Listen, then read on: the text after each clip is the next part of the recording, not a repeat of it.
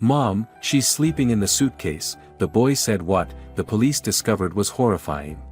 Hello everyone. Enjoy these relaxing moments while you watch. Lucy, a single mother, was taking her son Lucas for a walk in the park as she often did. Lucas, a 5-year-old boy with innocent eyes and a face always glowing with curiosity, tugged on his mother's hand, his eyes lighting up with excitement. "Mom, I see a girl sleeping inside that suitcase," Lucas whispered, pointing toward a bush near the parking lot. Lucy raised an eyebrow and looked in the direction her son was pointing. At first, she thought he was just making things up or maybe saw some discarded trash. But something in Lucas's eyes made Lucy stop. A sense of unease rose inside her. She walked closer to the spot he pointed to, never taking her eyes off the strange object lying at the base of a tree. A red suitcase, bulky and dusty, was nestled among the bushes. Probably just some trash, Lucy told herself, but she couldn't shake off the growing discomfort in her chest. "Let's go closer and check it out, Mom," Lucas said, his voice as soft as a breeze. Lucy couldn't refuse. She stepped closer, gathering all her courage, and pushed the suitcase out from the bushes. When she opened the lid, her heart nearly stopped. Inside wasn't discarded junk, but a person. A young woman, age unclear, unconscious, her eyes tightly shut. Her mouth was taped shut, unable to utter a sound. Her body was covered in bruises, clear signs of torture and abuse. Lucy gasped, her face turning pale, her hands trembling in terror. What is this?" Lucy mumbled, unable to believe what she was seeing. She looked around, but the area was still deserted. No one saw. No one knew. "Lucas, stay right here, don't come any closer," Lucy said with a shaky voice, then quickly pulled out her cell phone to call the police. Though her mind was spinning, she managed to stay composed. "Police, I found a girl inside a suitcase. She's badly hurt and unconscious."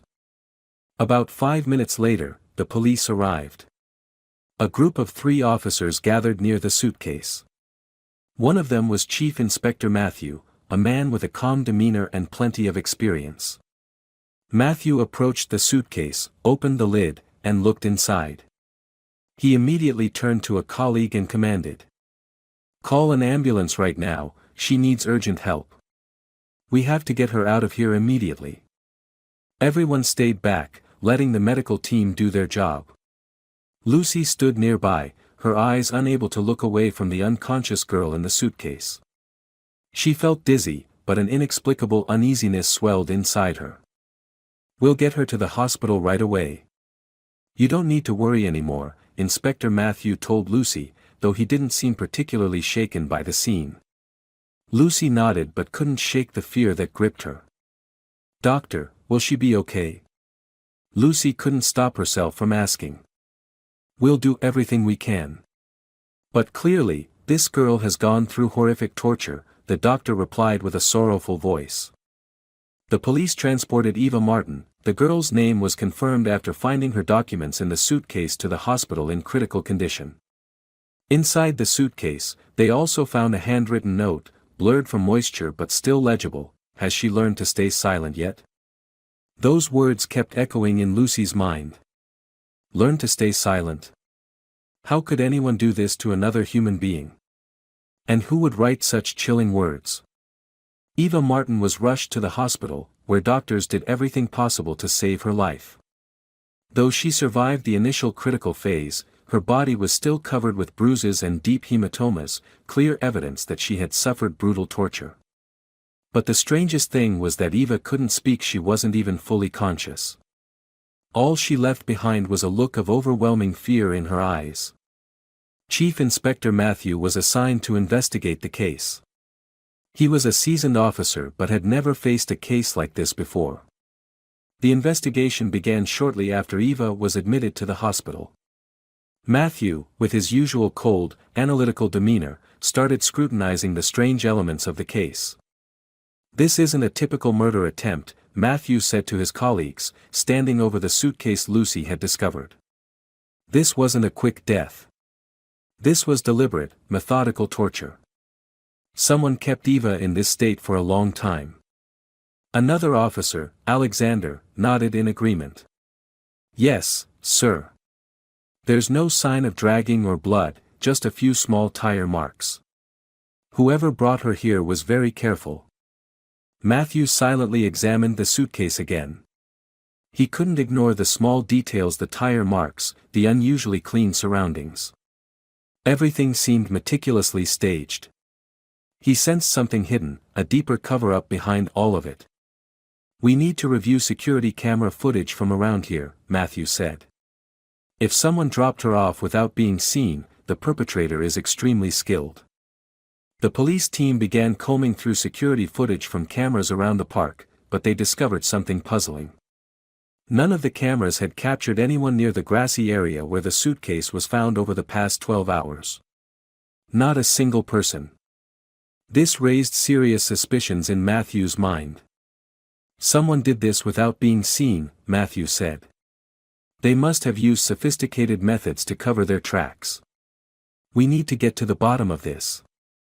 Another strange detail emerged regarding Eva Martin's background. After receiving basic information, Matthew requested a deeper background check. Eva Martin was a top medical student, recently awarded a scholarship, and doing her internship at a prestigious medical training center in New York. She was known as intelligent, ambitious, with a bright future ahead. So how had she ended up in such a horrifying situation? Matthew and his team decided to dig into Eva's past to see if there were any signs that she had been stalked or had issues at her internship.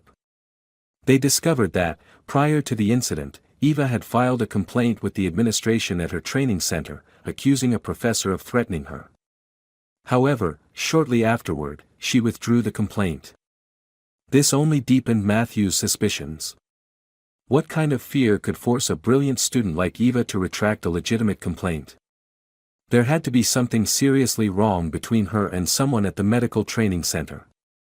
And that's exactly where Matthew and his team decided to focus next. Meanwhile, Lucy, Lucas's mother, couldn't stop worrying about what had happened. She felt like she had been pulled into a nightmare she couldn't have imagined. But she couldn't stand idly by. The nagging sense of unease pushed her to act. One day after the incident, Lucy decided to visit the hospital to check on Eva. She stood outside the hospital room, looking through the frosted glass, seeing the girl lying in bed, still unable to speak, tears silently streaming down her face. Lucy's heart twisted painfully at the sight, feeling the girl's suffering as if it were her own. But what troubled Lucy even more was Eva's gaze when she looked at her. Though Eva didn't speak, her eyes seemed to be pleading for something. A question rose inside Lucy: does this girl know something we still don't? She couldn't just stand there.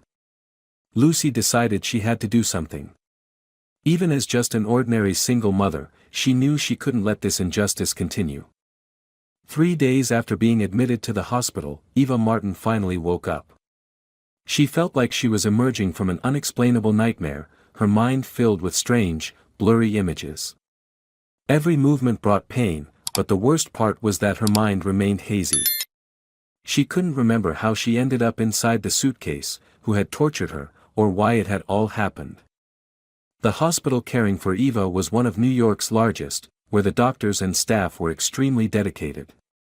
Still, no one could explain her condition. When she first opened her eyes, the first face she saw was Lucy's, the mother who had found her inside the red suitcase. "She's awake, but she's not speaking," a doctor told Lucy, his voice heavy as he looked into Eva's eyes, the girl sitting silently. Eva only cried. Tears streamed down her face, but not a word came out. Lucy stood by the hospital bed, heartbroken. "She's been deeply traumatized," Lucy whispered. "It feels like she's trapped in a darkness she can't escape." But after further medical examination, the doctors discovered something very strange. Eva wasn't just covered in bruises and external injuries, there were signs of the use of a neural suppressant. This substance caused short-term memory disruption and severely impaired communication ability, creating extreme fear and confusion. This revelation unsettled both the doctors and the police even more. Chief Inspector Matthew and the investigative team immediately realized that this was no ordinary case of abuse.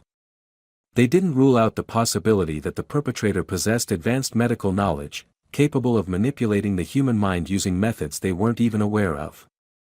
Eva continued her silence for many consecutive days. She couldn't remember anything that happened before her confinement, but she reacted strongly to anyone who tried to approach her. The fear in her eyes became more evident than ever. Every time a stranger came near, she would recoil, refusing any contact, her hands trembling as if trying to protect herself from an invisible tidal wave. Lucy could do nothing but stand and watch. She knew Eva needed help, but no one knew exactly what this girl had endured. Eva's silence acted like an invisible wall, blocking any approach from the outside. Lucy couldn't begin to imagine the nightmares Eva must have lived through to become this way. One day, Lucy decided to visit the hospital again. She approached Eva's bed, gently sat down, and looked at the girl lying there, her eyes still tightly shut. "Eva, I know you're very scared. But I'm here, and I won't leave you. Could you tell me what happened?" Lucy said, her voice warm but full of worry. There was no response, only the continued flow of tears down Eva's cheeks. But Lucy didn't give up. She knew there had to be a way to help Eva break free from her shell of fear. She began to patiently sit by her side, saying nothing more, just silently being there so Eva could feel her presence. The next day, Lucy met with Eva's treating physician to learn more about her condition. "We've tried every method to help her regain her memory, but it seems there's something very deeply buried in her mind. Something she simply cannot recall," the doctor shared. Lucy felt like she was facing an immovable wall. These words cut deep into her heart, making her feel helpless as she stood by Eva. "Will she stay silent like this forever?" Lucy asked, her voice breaking. The doctor shook his head. "We will continue treatment, but unless she opens up, everything may remain a mystery forever." Lucy didn't want to give up. She decided she had to do something, find a way to help Eva open her heart and unlock the secrets behind her fear. "I will help her. I won't let her suffer alone," Lucy thought to herself. But deep down, Lucy felt an indescribable unease. She felt as if she was being drawn into a whirlpool from which there was no escape. The mystery surrounding this case only made her more anxious. Who had done this to Eva? And why? Lucy was exhausted, but she couldn't stop. The sense of foreboding continued to haunt her, as if something hidden in the darkness was still out there. After realizing she couldn't help Eva recover her memories, Lucy understood that something crucial remained locked away in Eva's mind. She decided to seek help from others, people who might know more about Eva, in order to unravel this mystery. That day, Lucy decided to visit Eva's friends, hoping to uncover some clues that might shed light on Eva's past. When she called one of Eva's friends, a girl named Natalie, Lucy hoped she might gather some important details. Natalie, a girl around 23 years old, had been Eva's classmate throughout medical school. She was deeply worried when she heard about Eva and immediately agreed to meet Lucy to share whatever information she knew. "Thank you for calling me," Natalie said when she met Lucy at a quiet cafe in the city. Her eyes were filled with worry, and her face still bore the panic of everything that had happened. "I can't believe Eva went through something like this." Lucy sat across from the girl, her eyes studying Natalie's face, searching for any sign of the truth. "Natalie, can you tell me about Eva? What was she like? Was there anything unusual that I might not know about?" Natalie shook her head, looking down at the table. Eva was incredibly smart, had a bright future ahead. She was an outstanding student, always studying hard. But lately, I noticed a few strange things. "Strange? Like what?" Lucy asked, paying close attention to every word. Natalie stayed silent for a moment, as if trying to recall everything. "There was a time Eva filed a complaint with the medical school administration against a professor. She said the professor had threatened her. But later, Eva withdrew the complaint. She never explained why, but I felt something was very wrong. Lucy felt a chill run down her spine. A professor threatening Eva? But why had she retracted her complaint? Was it fear? She couldn't help but think about the connection between this professor and what had happened to Eva. "Do you know the professor's name?" Lucy asked. Natalie nodded. "Professor Daniel Miller. He's a well-known doctor, highly respected in the medical community. But there was something off about him. The way he treated students, the coldness, the veiled threats Eva mentioned. I don't know exactly, but I always sensed there was some strange control he had over people." Lucy gasped, feeling a surge of anger welling up inside her.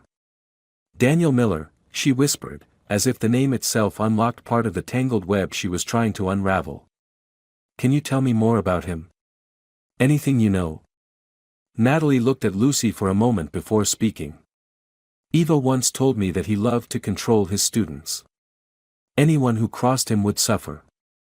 Those who dared to resist either disappeared or were punished in very subtle ways. I don't want to say too much, but once Eva told me she felt like she was being watched." Lucy sat still, listening to every word Natalie said. She felt like everything was starting to become clearer, as if all the little pieces were forming a larger picture. A powerful professor in the medical field, someone with extensive influence, someone who exercised control and intimidation over students. Lucy knew exactly what she needed to do next. "Thank you, Natalie," Lucy said, her voice firmer than ever. "You've helped me more than you know." Natalie gave a faint smile. "I hope you can help Eva. I don't know how else to get her out from under his control." After her conversation with Natalie, Lucy felt she finally had a clear direction. She decided she had to dig deeper into Daniel Miller. If he was connected to what happened, she had to find evidence and stop him before anyone else got hurt like Eva. Lucy searched for information about Daniel Miller and decided to visit the medical training center where he worked. She posed as someone seeking information about internship programs so she could observe him discreetly. Lucy knew she couldn't expose herself too soon, but she had to get inside into the place where secrets might be hiding. She arrived at the medical training center, a luxurious and modern facility. The atmosphere was strangely cold, as if everything inside operated under strict control. Lucy could sense the underlying surveillance from the moment she stepped through the door. She was led to Professor Daniel Miller's office, a place where the lighting was never too bright and the air always felt heavy. When Lucy entered the room, she met Daniel Miller for the first time. He was a middle-aged man with piercing cold eyes and a polished exterior. But there was something in his gaze that sent shivers down her spine. She sensed control not only in his words but in every gesture he made. "Hello, I'm Daniel Miller," he said in a deep, confident voice. "You must have heard a lot about our center. This is a place for those who truly have talent." Lucy nodded, but her heart wasn't at ease. "Yes, I've heard a lot about your center. I'm very interested in learning more about the internship programs here." Lucy felt the atmosphere in Daniel Miller's office was a perfect blend of authority and chilliness. The lighting wasn't too bright, but just enough to create a stifling sensation, as if everyone in the room was being closely watched. Daniel Miller, the middle-aged man standing before her, seemed to be more than just a professor. He felt like someone who held invisible power over other people's lives. "Welcome," Daniel said, his voice smooth yet with an underlying sharpness. "I'm Daniel Miller, the supervisor of internships here. Surely you've heard a lot about us." The name Daniel Miller rang like a warning in Lucy's mind. Lucy sat down, trying to maintain her composure, though she couldn't help feeling nervous inside. "Yes, I've heard many great things about your center. And I would really like to learn more about the internships you offer." "We only accept those with true ability," Daniel replied, his sharp gaze unwavering. "Here, we train the best doctors, the finest medical experts. If you have what it takes, you will certainly have a chance." Lucy nodded, trying her best to remain calm. "I think I could learn a lot here." She sat still, observing Daniel Miller's every move. A part of her knew this wasn't just a casual conversation but a piece of a larger plan she was building. She needed to learn everything about him. Any detail, no matter how small, could be the missing piece to this case. "Alright, I think we can start by going over the internship process here," Daniel said, but immediately, Lucy noticed a shift in his tone. His gaze became colder, as if he were trying to control everything. A tense atmosphere enveloped the room, and Lucy sensed that something wasn't right. Daniel began explaining the internship procedure, but Lucy was no longer paying attention to his words. She was trying to find any sign that might connect him to Eva's case. Suddenly, she recalled what Natalie had told her: Professor Daniel Miller loves to control. Those who defy him either disappear or are punished subtly. Lucy couldn't help but feel a connection between Natalie's words and the current atmosphere. Daniel wasn't a normal man. She began to sense a tension in the air, as if he was trying to instill an invisible fear that Lucy couldn't quite describe. "We don't just teach theory," Daniel continued, his voice now noticeably less patient. "We teach how to work under pressure. We don't accept those who can't handle control. You understand, don't you?" Lucy didn't respond immediately. She simply nodded. "Yes, I understand." A second of silence passed, and in that moment, Lucy could feel, clearer than ever, the control Daniel was imposing over the space. Every word, every gesture had a purpose to seal off the atmosphere, to make others feel like they couldn't escape. Lucy felt like she was falling into a trap she couldn't get out of.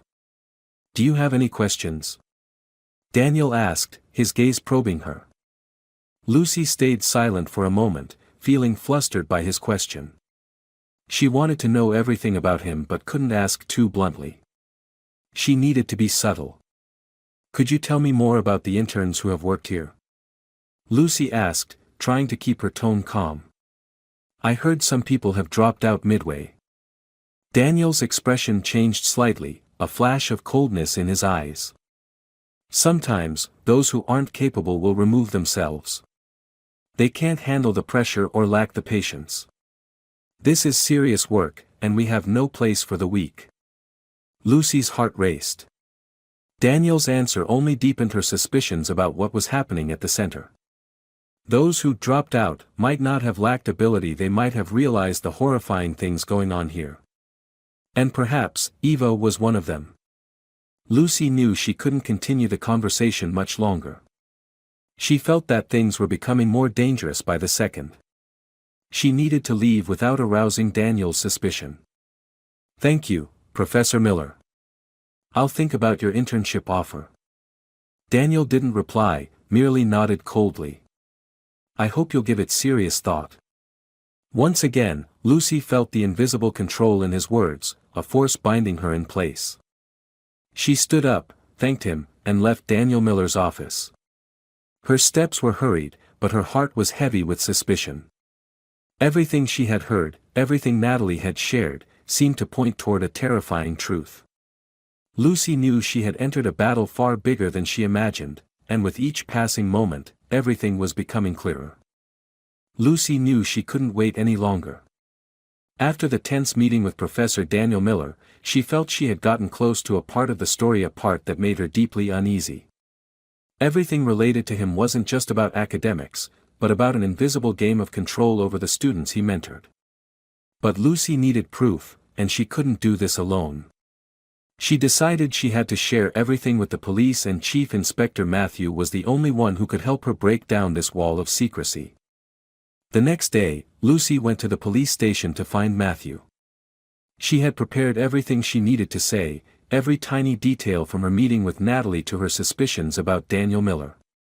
She needed Matthew's help to investigate the professor. "Tell me everything from the beginning, Lucy," Matthew said when she entered his office. His voice was calm and steady, but his eyes showed intense focus. He was no stranger to strange cases, but this one was different. The name Daniel Miller and the medical training center hinted at a dangerous web he couldn't ignore. Lucy recounted everything: her meeting with Natalie, the things Eva's classmate had shared about the threats she had received from the professor. Matthew listened carefully, not missing a single detail. When Lucy finished, Matthew stayed silent for a long moment, thinking. There's definitely something much bigger going on here, Matthew finally said, breaking the silence. The signs you've described are very troubling. We need to dig deeper into Daniel Miller and his center. Lucy felt a wave of relief at Matthew's words. But she also knew this battle wouldn't be easy. Daniel Miller was a powerful figure in the medical field. If they were going to bring him down, they would have to be extremely cautious. The following day, Matthew's investigative team began surveillance on Daniel Miller. The police gathered information about his lifestyle. Miller lived a very private life. He rarely socialized, didn't participate in community activities or public events. A clear sign he wanted to keep things hidden. One night, when Matthew and his team were fully prepared, they decided to conduct a secret search of Daniel Miller's house. It was a risky move. If he found out, everything they had worked for could be ruined. But Matthew had no choice. Everything Lucy had shared, combined with his own growing suspicions, forced him to act. Chief Inspector Matthew led the raid. They had a court order, and everyone was ready for the worst. Lucy couldn't stay behind. She needed to know everything, even if it was dangerous. Daniel Miller's house wasn't particularly special. A fairly simple home, not too luxurious, but everything was meticulously organized and seemed carefully controlled. The front door didn't raise any suspicion, but once the team entered and began a thorough search, they discovered something horrifying. A soundproof hidden room was concealed in one corner of the house. The door was tightly locked, but one strong blow from an officer broke the lock. When they stepped inside, the scene stunned everyone. Inside the room were numerous empty suitcases, identical to the red suitcase Lucy had found in the park. Additionally, there were countless medical tools, restraints, and bizarre documents related to behavioral psychology. Everything seemed disjointed yet interconnected, creating a dark, ominous picture. "We found a piece of the story," Matthew said, his voice tense. "This is not a typical case. There's so much more we don't know yet." Lucy stood silently, staring into the hidden room, the feeling of dread surging through her. Things were starting to come to light, but at the same time, she was acutely aware of how dangerous this investigation was. Daniel Miller wasn't just an ordinary professor. He was a monster exploiting his power to manipulate and torture the students under his control. Matthew continued directing the police team to collect evidence from the hidden room. Some documents related to behavioral psychology were seized, though they were filled with cryptic symbols and would require time to analyze. "Thank you, Lucy," Matthew said when the search was completed. "You've helped us a lot. Now, we'll continue investigating the connection between the missing students and Daniel Miller." Lucy took one last look at the hidden room, a cold shiver running through her. She knew this case was just beginning, and there were many dangers ahead. But there was no turning back now. She had to keep going. She had to make sure that students like Eva would never again suffer under the hands of monsters like Daniel Miller. The news of the search at Professor Daniel Miller's house quickly spread throughout the press. When the police discovered the soundproof hidden room filled with empty suitcases, medical equipment, and strange documents, all suspicions became reality. Daniel Miller, once revered in the medical community, had now become the prime suspect in a horrifying criminal case. But what shocked everyone was not just the discovery of the objects in the hidden room, but also Miller's cold demeanor when he was arrested. One day after his arrest, Daniel Miller was brought to the police station for interrogation. Questions were asked, but he showed no fear whatsoever. Throughout the entire interrogation, Miller's eyes remained calm, without the slightest trace of worry or panic. He sat across from the investigators, arms folded across his chest, as if everything happening was just part of a larger plan he had already prepared. "Professor Miller, you are accused of involvement in multiple cases of torture and unlawful detention. Officers discovered a soundproof hidden room in your house containing extensive medical equipment and documents related to human behavior. Do you have any explanation?" Chief Inspector Matthew asked in a stern voice. Miller remained silent for a moment, his eyes gazing out the window, as if contemplating something distant. Then he turned back and calmly replied, I only wanted to help my students learn how to stay silent and understand their limits. If they couldn't overcome those limits, there was nothing more I could do. That's all." Miller's answer stunned Matthew and the other investigators. They had prepared themselves for an excuse, but they could never have expected such a chilling confession. "Learn to stay silent and understand their limits?" Matthew repeated, trying to grasp the meaning behind those words. Miller maintained his composed demeanor, showing no sign of remorse. "Exactly. They needed to learn. And when they learned, they would know how to endure these pressures. If not, they wouldn't survive in the medical world. It was preparation for life." This raised a major question in Matthew's mind. If Miller's students couldn't endure his lessons, what happened to them? Had he committed these inhumane acts against his students to teach them to stay silent? "Are you aware that at least 4 students have gone missing over the years, all of them linked to you?" Matthew pressed, trying to draw more information out of Miller. Miller didn't show the slightest worry. Instead, he sighed, as if acknowledging something beyond his control. "They didn't disappear. They withdrew. Those who can't overcome this life simply vanish. I warned them beforehand." Miller's words sent shivers through everyone in the room. He wasn't just confessing to mistreating students, he seemed to be admitting to a truth long hidden. "We tried to help them, but if they couldn't endure it, there was nothing more I could do," Miller continued, his voice chillingly detached. His words struck like arrows to the hearts of all who heard them. A man once revered a doctor, a professor had committed such brutal, inhumane acts. And one haunting question echoed in everyone's minds. How could someone survive in such an environment and still be held in such high esteem? "What do you have to say about Eva Martin?" Matthew asked, determined to get Miller's confession. Miller's gaze didn't change, but there was a brief flicker of confusion. "Eva.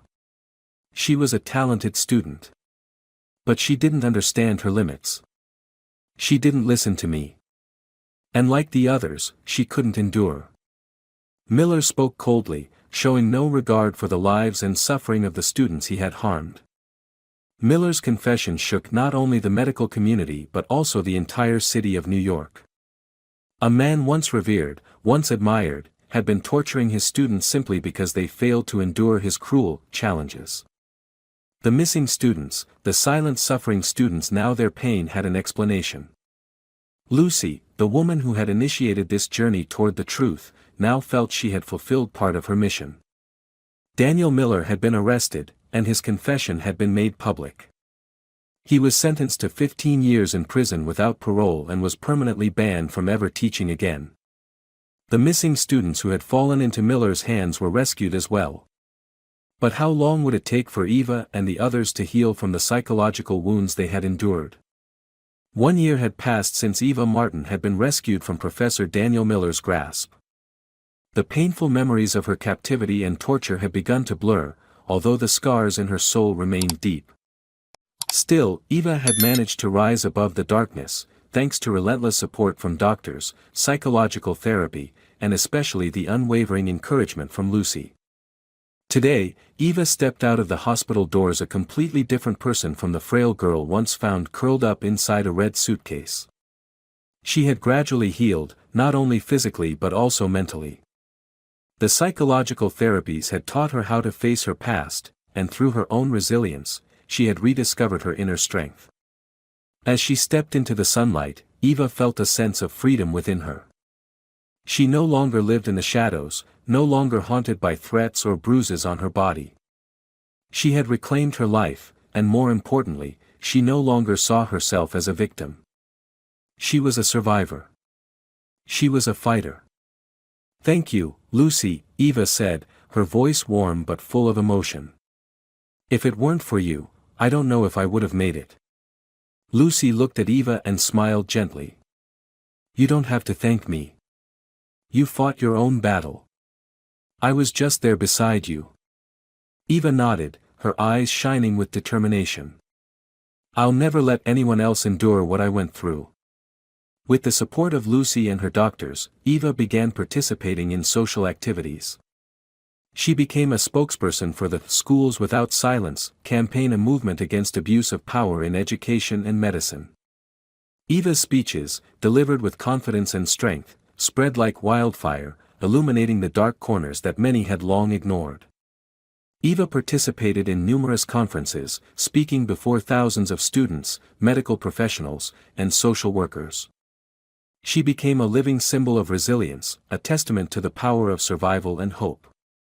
Students and victims of power abuse found strength in Eva's story, inspiration to speak out, to stand up, and to never stay silent again.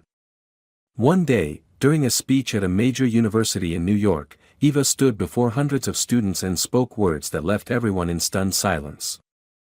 No one has the right to silence you. No one has the right to crush your voice. Never be afraid to fight for the truth. Eva's words resonated deeply with all who heard them. She was no longer the weak girl in the red suitcase. She was a warrior, a pioneer in the fight against abuse and cover-ups.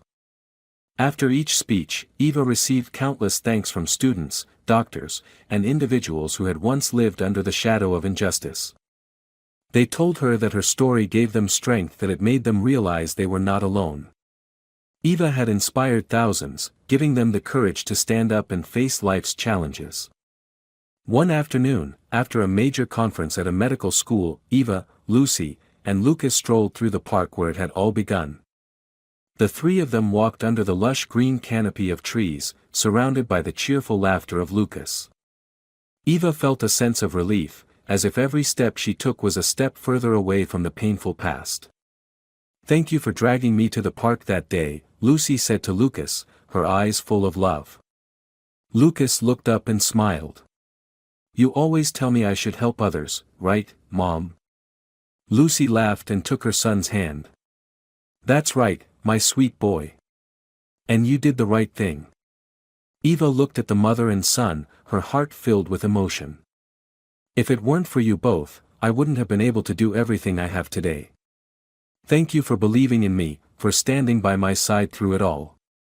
The three of them continued their walk, laughter and conversation filling the cool autumn air.